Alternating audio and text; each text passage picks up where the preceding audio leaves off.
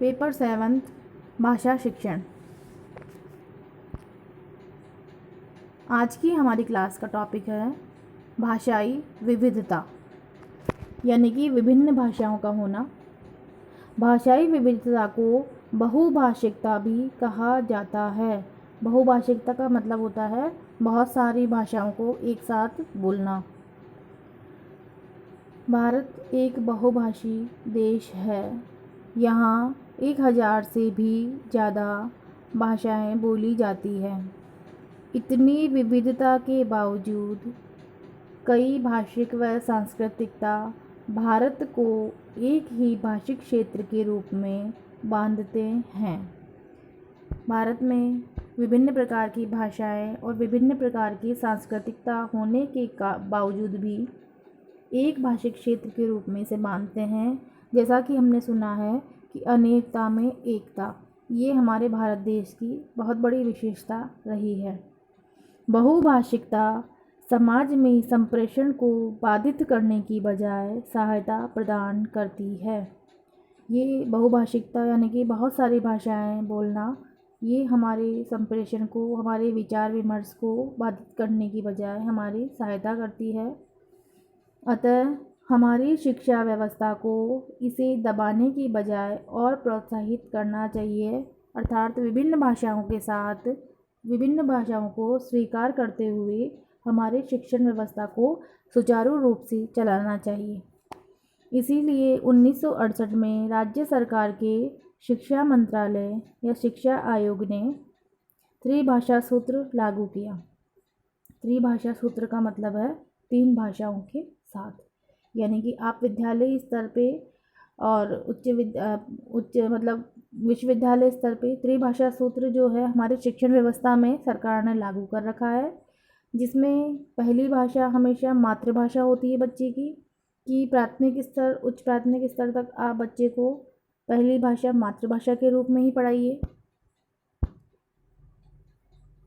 उसके बाद हिंदी जो हमारी राष्ट्रभाषा रही है, अंग्रेजी भी अनिवार्य भाषा के रूप में है, और तृतीय भाषा के रूप में विभिन्न भाषाओं को मान्यता मिली है, जैसे कि संस्कृत है, उर्दू है, गुजराती है, मराठी है। कई प्रकार की भाषाएं हैं जिनमें से आप कोई भी भाषा को स्वेच्छा से पढ़ सकते हैं। इस प्रकार से त्रिभाषा सूत्र लागू किया गया है ताकि विभिन्न भाषाओं को जानने वाले लोगों को शिक्षण कार्य करने में कठिनता ना हो और इजीली वो अपनी एक भाषा चुनकर शिक्षण कार्य कर सकें। इसके आगे के क्रम में हम देखते हैं शिक्षण में बहुभाषिकता के लाभ एवं आवश्यकता, कि शिक्षण में बहुभाषिकता के क्या क्या लाभ है और इसकी आवश्यकता क्यों है, ये हम देखेंगे। बहुभाषिकता भाषा के परिदृश्य का एक विशिष्ट लक्षण भी है। उसे कक्षा की कार्यनीति का हिस्सा बनाना रचनात्मक भाषा शिक्षक का कार्य है। यानी कि जो बहुभाषिकता है उसे हमारे परिदृश्य में का विशिष्ट हिस्सा बनाना चाहिए, ताकि बच्चों को उसकी आदत हो जाए और कक्षा में वो एक हिस्सा हो जाए, बच्चों के साथ में कक्षा का एक हिस्सा हो जाए कि हमें ये पढ़ना है और ये हमारे लिए बहुत नया नहीं है, नई बात नहीं है, और ये हमें रोज मतलब उनके जीवन में वो चीज़ बिल्कुल एकसार हो जाए कि वो उनको अजीब ना लगे और उसको पढ़ने में कोई उनको कठिनाई ना हो। फिर है अलग अलग भाषिक पृष्ठभूमियों से होने के कारण बच्चे शब्दों में उनके उच्चारण में विभिन्नता पाई जाती है। भाषिक पृष्ठभूमि के आधार पर किसी को पीछे नहीं छोड़ा जा सकता, यानी कि अलग अलग पृष्ठभूमि से लोग हैं तो उनकी भाषा, उनके उच्चारण में विभिन्नता पाई जाती है। इसीलिए उनको साथ लेकर चलने के लिए इस प्रकार से भाषाओं को चयन करके पढ़ाना चाहिए ताकि कोई भी बच्चा पीछे ना रहे। अगला है 2 भाषा बोलने वाले बच्चे न केवल अन्य भाषाओं पर अच्छा नियंत्रण रखते हैं बल्कि अकादमिक स्तर पर भी ज़्यादा रचनात्मकता दिखाते हैं।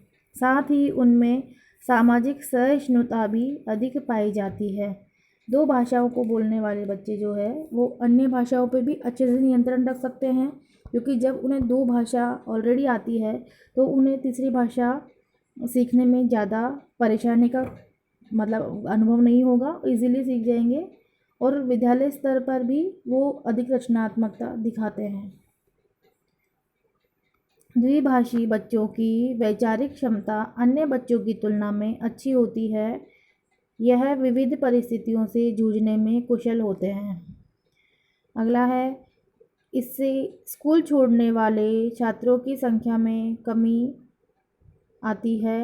अकादमिक उपलब्धि में सुधार आता है, जो छात्रों के आत्मसम्मान व विश्वास में वृद्धि करता है। कई बच्चे एक स्थान से दूसरे स्थान पर चले जाते हैं, उनको वहाँ की भाषाएं नहीं आती है, यानी कि अपने पिताजी का ट्रांसफ़र हो गया या अन्य किसी कारण की वजह से वो अपना स्थान छोड़कर दूसरे स्थान पे चले जाते हैं। वहाँ पे अन्य भाषा बोली जाए, उन बच्चों को वो भाषा नहीं आती है। इस प्रकार से वो पढ़ने में शर्म कठिनाई का अनुभव करते हैं और शायद उनकी पढ़ाई भी छूट जाती है, विद्यालय से वे दूर हो जाते हैं। परंतु जो 2 भाषा जिन बच्चों को आएगी या विभिन्न भाषाएं जिन बच्चों को थोड़ी बहुत आती है, उन बच्चों को स्कूल छोड़ने की नौबत नहीं आती है, क्योंकि वो विभिन्न भाषाओं को सीख जाते हैं और अन्य भाषा के द्वारा अपनी पढ़ाई को आगे बढ़ा लेते हैं। इस प्रकार से उनके आत्मविश्वास में भी विकास होता है। फिर अगला है, कक्षा में विभिन्न भाषाओं का प्रयोग संस्कृति का आदान प्रदान का माध्यम है। विभिन्न भाषाओं का प्रयोग ही संस्कृति आदान प्रदान का माध्यम भी है, क्योंकि विभिन्न भाषाओं को बोलने वाले विभिन्न अलग अलग जगहों से बच्चे होते हैं, उनकी संस्कृति भी भिन्न भिन्न होती है। इस प्रकार से जब वो बच्चे इकट्ठे एक जगह मिलते हैं, एकत्र होते हैं, तो उनकी संस्कृति का आदान प्रदान भी आपस में होता है, एक दूसरे की संस्कृति को भी वो सीखते हैं। छात्र अपनी मातृभाषा तथा संस्कृतियों के साथ दूसरे की भाषा और संस्कृति का सम्मान भी करते हैं। छात्रों में ये गुण भी आता है कि अपनी संस्कृति के साथ साथ दूसरों की भाषा और संस्कृति का सम्मान भी करें। बहुभाषिकता बच्चों की अस्मिता का भी निर्माण करती है। फिर आगे है, बहुभाषिकता संज्ञानात्मक बुद्धि, सामाजिक सहिष्णुता, विस्तृत चिंतन एवं बौद्धिक उपलब्धियों के स्तर को बढ़ाती है। इस प्रकार से बहुभाषिकता के विभिन्न लाभ हैं और इसकी अति आवश्यकता होती है हमारे शिक्षण कार्य को कुशल बनाने में, रचनात्मक बनाने में और इसको विकसित करने में। आज के लिए इतना ही, आगे अगली क्लास में पढ़ेंगे। Thank you.